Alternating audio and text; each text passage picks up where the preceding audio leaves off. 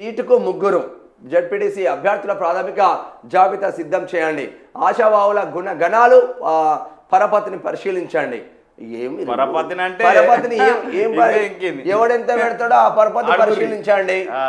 మా ఎమ్మెల్యే ఎవడికి ఓటేస్తాడో వాడికే టికెట్.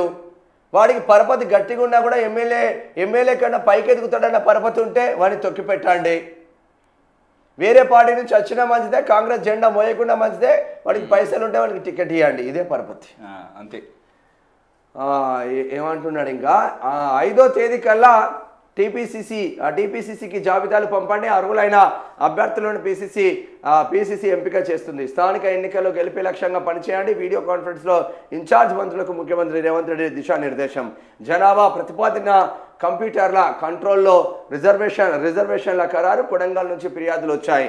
ఈ విషయంలో ఏం చేయలేమని వాక్య ఎంపీటీసీ అభ్యర్థుల ఎంపిక డీసీసీ స్థాయిలోనే ఉండబోతుందంట. రాష్ట్రంలో అధికార కాంగ్రెస్ పార్టీ స్థానిక ఎన్నికల్లో విజయమే లక్ష్యంగా అడుగులు వేస్తుంది. ఇందులో భాగంగా జిల్లా పరిషత్ ఎన్నికలకు సంబంధించి అభ్యర్థుల ఎంపికపై ప్రత్యేక దృష్టి సారించింది. జడ్పీటీసీ ఎన్నికల్లో పోటీ చేసేందుకు ఆశావాహులు పెద్ద సంఖ్యలో ఉన్న నేపథ్యంలో ఒక్కో స్థానానికి ముగ్గురితో ప్రాథమికంగా ఓ జాబితాను సిద్ధం చేయాలని నిర్ణయించింది. జిల్లా ఇన్ఛార్జ్ మంత్రుల నుంచి వచ్చిన ఆ జాబితాను పరిశీలించి జడ్పీటీసీ అభ్యర్థిని టీపీసీసీ ఖరారు చేయనుంది.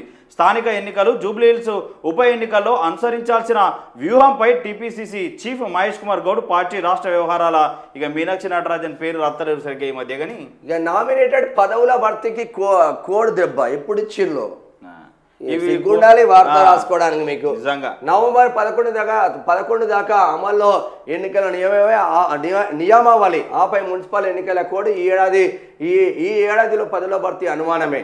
ఆశావాహులకు మరికొంత కాలం ఎదురుచూపులో డీసీసీ అధ్యక్షుల నియామక కావాలని మీరు ఎప్పుడు ఇచ్చిందా నామినేటెడ్ పదవులు?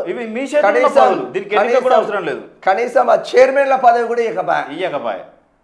ఒక్కొక్కరు కింద క్యాడర్ కష్టపడ్డ కాంగ్రెస్ సెకండ్ క్యాడర్ అంతా వెయిట్ చేస్తూ ఉన్నది. పాపం మాకు ఒక చైర్మన్ పోస్ట్ అన్న రాదా అని. వాళ్ళ చేతుల్లో ఉన్న పని దానికి ఎన్నిక కూడా అవసరం లేదు, వాళ్ళ ఇష్టం. వాళ్ళు ఇన్ని రోజులు ఆపిండా మిమ్మల్ని? ఎవడన్నా నామినేటెడ్ పోస్టులు ఇవ్వడానికి కూడా ఆపిండా మిమ్మల్ని? అడ్డం పడ్డారా? డీసీసీ అధ్యక్షులు రంగారెడ్డి జిల్లా అంటే రెడ్డికి ఇవ్వాలి.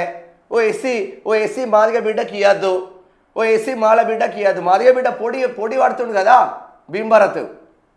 మరి ఆ భీంభారత్కి ఎందుకో ఇస్తలేరు? దీనికి ఎన్నికలు కూడా అడ్డం వచ్చిందట. వీళ్ళు కావాలని లేట్ చేసిరు.